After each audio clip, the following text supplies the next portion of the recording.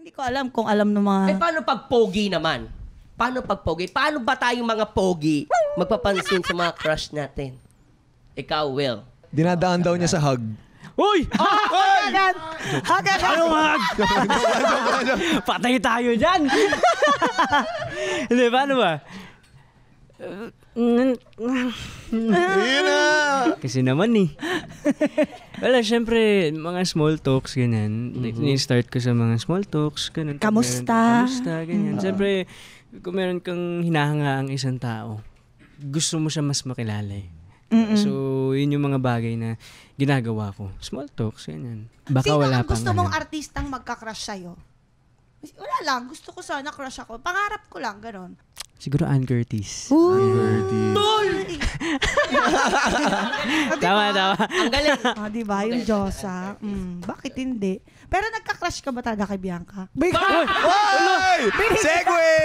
Segway! Oh, yan! Meeting adjourned!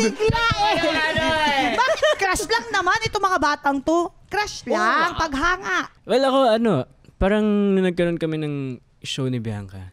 Talagang nagkaroon kami ng relationship. Yung good friends. Anong klaseng relationship ito?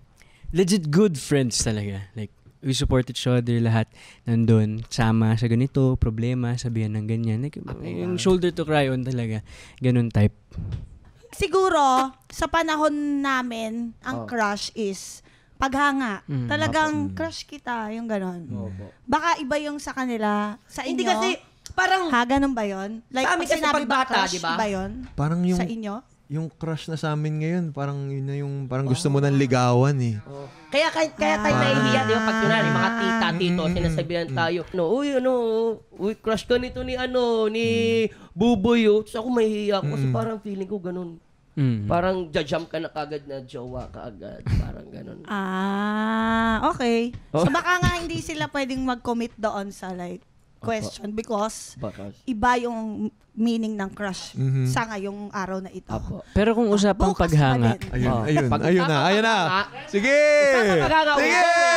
Yan na lalaki! Wag yung masyadong asarin yung bata, baka mahiya. Go well. Hindi. Very vocal naman ako dito. Hinangaan ko talaga siya. I mean, sa pagiging niya, yung pagiging masipag niya sa work, dedication, very, very passionate talaga. Yan lang. Ang ganda nun. Ang sweet. Kahit anong sabihin niya, sabihin mo nga tae. Kasi ang ganda niya magsalita. Hindi ako makaget over. Huwag mo kaintindihin. Patawa lang kita.